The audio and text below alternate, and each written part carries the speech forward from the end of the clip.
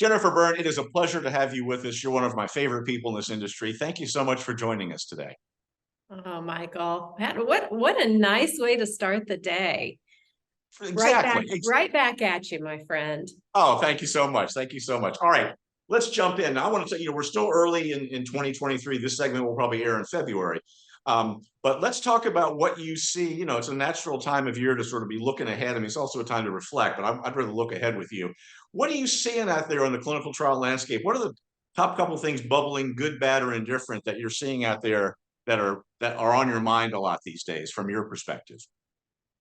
Well, I'm going to say, first and foremost, it's consistency. I mean, I think whether we are going into 2023 or thinking back to 2020, or I think even thinking ahead to 2026, it is going to be the focus in terms of how we better unlock matching the right patient to the right trial at the right time. And that's a universal truth.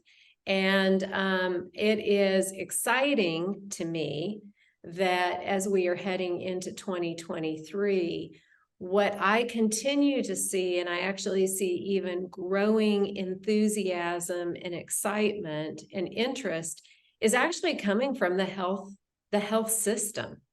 I think the health system now is starting to shift and think about clinical research less about the divide, perhaps with pharma and some of that old narrative around, okay, what does this mean for us as an organization to reframe how we think about, at one time, what we considered to be clinical research, and now how do we start really thinking about how we are activating partnership, people, process, technology, partnership, so that we are bringing innovative healthcare options to the communities and the people for whom we serve. So I feel like we are really moving towards actually bringing alignment. Like we are now starting to have a seat at the table in terms of really addressing unmet patient need.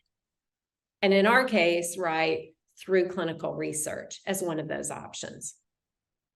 So I know, you've been a big proponent of clinical research as a care option. So it sounds to me like I always mix up these Wall Street terms. You're bullish, which is positive, right? So it sounds to me like you're excited about the trajectory of clinical research as a care option being accepted and utilized more than it had been in the past. Is that partially maybe because of the COVID vaccines and how they raised the profile of this industry and people better understand what clinical research is? Well, I think that's been a huge part of it, but I think the other part of it is I mean, from an economic standpoint, I met with a health system, for example, yesterday. The reality is coming away from COVID, health systems are more taxed than ever before from an economic standpoint. So, I think health systems now have, investment arms. They have innovative arms within healthcare systems where they are, I think, tasked with bringing solutions to healthcare that, the core business is not necessarily, a brick and mortar hospital.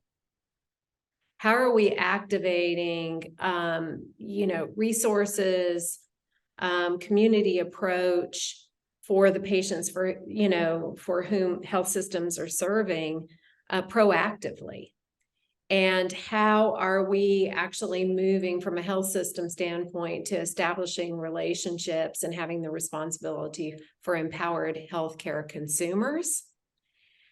And doing that in a way that's on the term of the healthcare consumer, and no doubt about it. I mean, and this isn't anything new, but I mean, it's a growing force.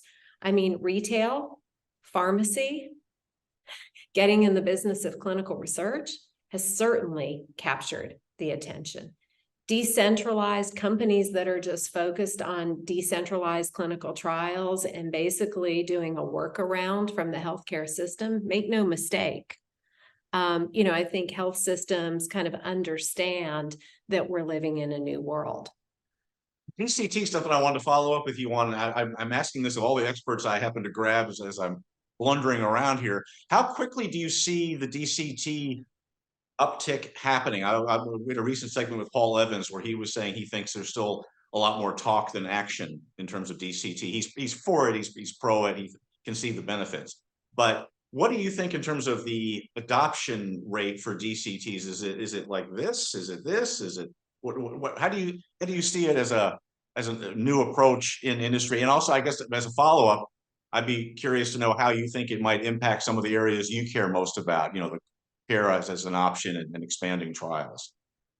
Yeah, I mean, look, there's a lot of controversy over, models. And I think unfortunately, sometimes like we use models, we use these terms and we're very absolute about those terms. I mean, I recently, was really frustrated. We had a pharmaceutical company that came back to us we were really hopeful for a project. It was going to really address some unmet needs for the patients for whom we serve.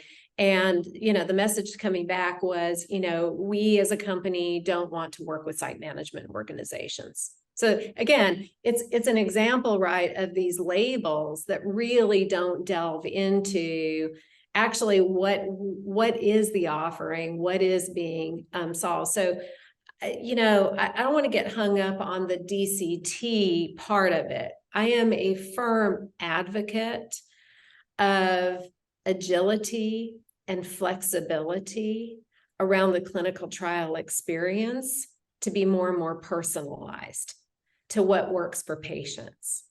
Within my own organization, over the past year, if you used a strict definition, whatever that might be, of DCT, and let's say that definition was remote or virtual, right? Where you actually have a patient, quote unquote, encounter, but that's not happening face to face.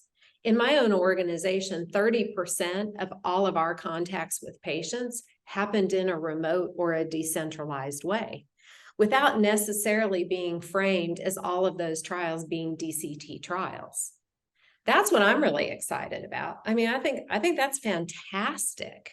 I think that's fantastic, right? And what we are seeing in real time with having, in some cases, protocols, companies that we're working with, health systems more open to this agility and to be able to offer to a patient rather than having to travel or rather than needing to be in the office at 7:30 a.m. when you actually need to be in the office, right? Building in that flexibility, and whether those are phone contacts or whether we're doing more texting or whether we're using telemedicine. I mean, that's what patients have been waiting for.